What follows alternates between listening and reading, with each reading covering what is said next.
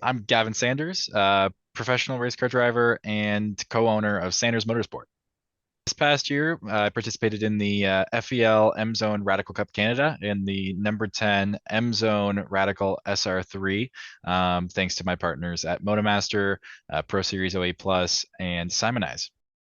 Big season of up and down, lots of learning curves. I have never, it's become my first dip into the prototype downforce cars. So I felt like it went well, all things considered. Definitely plenty of learning on my end, on the team's end, plenty of adjusting. So we were able to win a couple races, plenty of podiums, but I think the big thing was a little bit of inconsistency. So hopefully for next year, wherever I end up, um, just continuing on keeping myself in the game every single race is a big goal of mine. Just making sure to make the finish no matter what, because that seemed to be the Achilles heel this year. Plans are in the works. Obviously, there's plenty of stuff that changes day by day. So um, all sorts of different opportunities right now. Ideally, though, I want to return to sports car racing, GT4, GT3, whatever that may look like. So, in some respect, and just keep focusing on. My main plans, though, are revolving around the Sanders Motorsport operation and supporting our drivers, such as Eric Kuntz and Chelsea Giffen, and all sorts of or interested participants in Canadian motorsport and North American motorsport. I know. I'm very excited to be competing with them. That is a great question. Probably none that have iRacing, but I'm sure we could set something up if it came to it. Definitely a few coaches and coaches and very passionate motor industry participants who might be feeling confident and want to jump in. Oh, Oh, sim racing. I think my iRacing account, thanks to my dad, actually, my iRacing account stems from 2010, I believe. So it's been a while. Sim racing consistently since COVID hit, just with not much going on and tough to get out of the house and get on track. It was a big tool to not only continue to hone my skills and just keep myself mentally fit in terms of just getting reps around tracks, but also just connecting with friends, connecting with new people. It's been a lot of league racing and all sorts of that stuff, so it's cool to get exposed to that through a little bit more passion and devotion to actually using the sim, and created many new friendships and just bonded a lot with the sim racing community.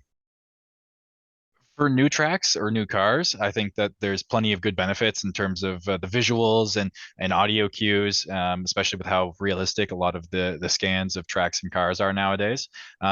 Plenty of good things to be had. I don't necessarily use it for uh, seat of pants, obviously. It's a little bit difficult unless you have a pretty high tech and expensive rig in your home. But yeah, no, I really do think I've been using it since I started in the Nissan Micro Cup just to continue to understand and kind of try different stuff when you're not at the whim of being in the middle of a race weekend. A lot less stress.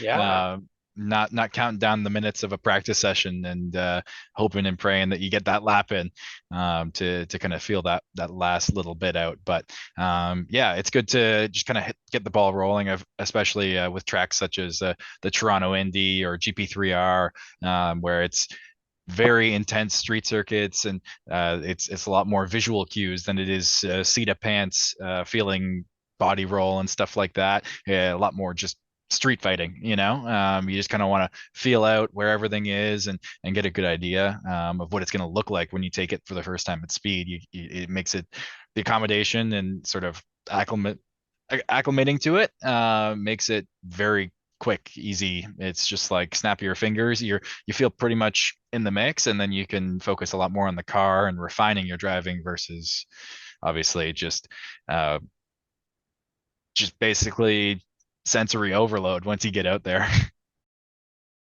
Yeah, so I use a combination of Assetto Corsa, a little bit of R Factor sometimes, and then I also do, especially when I was racing in the US a little bit more, Assetto Corsa Competizione had a lot of good scans and useful tools with the GT cars. It's a pretty plug and play sim, but yeah, all sorts of different stuff. Whatever, whichever one seems to have the best content in terms of the venue I'm hitting next is the one I normally devote my time to.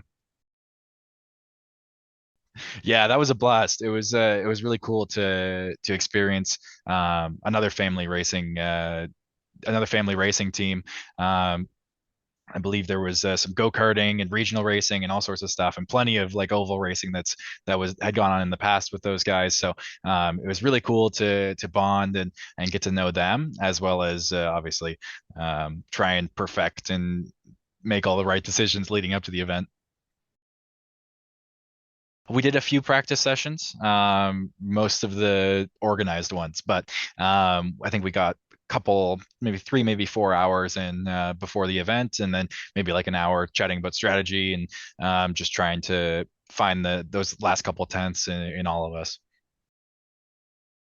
I think that ended up being the popular choice. Obviously, the GT3s seem to change week by week for for what the general consensus is. But I think we initially had started with the Ferrari and then jumped to the Lamborghini. And there was all sorts of testing going on to figure out where it would all land. But yeah, no, Lamborghini seemed to be the best choice in terms of high speed support and rotation for Watkins Glen. So definitely was. I think the Mercedes ended up being the winning car, but yeah, no, it there's plenty of Lamborghinis and Ferraris and all sorts of those cars. I think in terms of a pro and an AM combination, even on the sim, those cars provide plenty of support and are pretty universal in terms of their tendencies. So it makes it pretty easy for everybody to jump in and have a good time. Yeah, no, I really love kind of getting involved in like a team setting on the sim in an enduro type deal, from kind of figuring out the strategy of drive time and tire saving and fuel saving and working all that out to working on each other's driving. There's lots of benefits to be had as an amateur sim racer, a pro sim racer, no matter what you are. Or whatever background or experience level you come from. It's plenty of fun to be involved with all that. And of course, it goes to a great cause with sick kids. So it's something that I wanted to be a part of from day one, but finally got the time to be a participant last year. Looking forward to it. But the random draw does have there's plenty of excitement and anticipation. So that those races are normally very draft dependent. So see plenty of bump drafting in those cars too. That'll be a lot of fun, like a mini 24 hour. It's a great cause and definitely something fun to do over the off season. It gets you involved, kind of keeps the coaching skills sharp, the team bonding skills, and this industry is all about connections. So being able to support great causes like sick kids and get to know a lot more people who are passionate about the same thing you are is makes it all the more enticing, even if it was just a solo race. The fact that there's so many people involved and so much hard work that goes into it. It's a fantastic event that I'm super proud to be a part of every year. So for most professional simulator coaches and sort of walk-in businesses that offer simulator coaching, it's decently expensive and to get the amount of time you might want to get to the level you're looking to be at, it takes some time. This event really just opens the door to be, I mean, again, the guy who won the race last year is a Mercedes factory driver. So it gets you exposed to all sorts of different types of drivers that come from all sorts of different types of vehicles. So you kind of go down the line from professional GT3 to professional simulator drivers to GT4, prototype racers, and then even grassroots drivers that are just racing touring cars in throughout Canada. It kind of everybody's coming from all sorts of walks of life, and there's no better community to kind of get the best advice from in terms of how to get better on the sim and how to take that passion on the sim to even potentially into real life. Yeah, so I've been go-karting since I was 7, so wasn't on the sim at that point, but I think on the sim from roughly 9 to 10 years old, in small capacities, obviously, but just something fun to do at that point. But in terms of when I actually got onto the into the car racing aspect and out of the go-karting, I was heavily involved in the sim racing stuff already, and it was something I was using before then. So kind of a mixed bag, but yeah, no, I from all aspects, half the time the people that are the pros in this event are people that I'm aspiring and looking at and trying to figure out how they're doing what they're doing because I can't do it, you know? Well, hopefully we can roll last year's good qualifying and solid race pace, solid strategy. We can roll that into a whole new team and take the GT4s. That'll be sweet.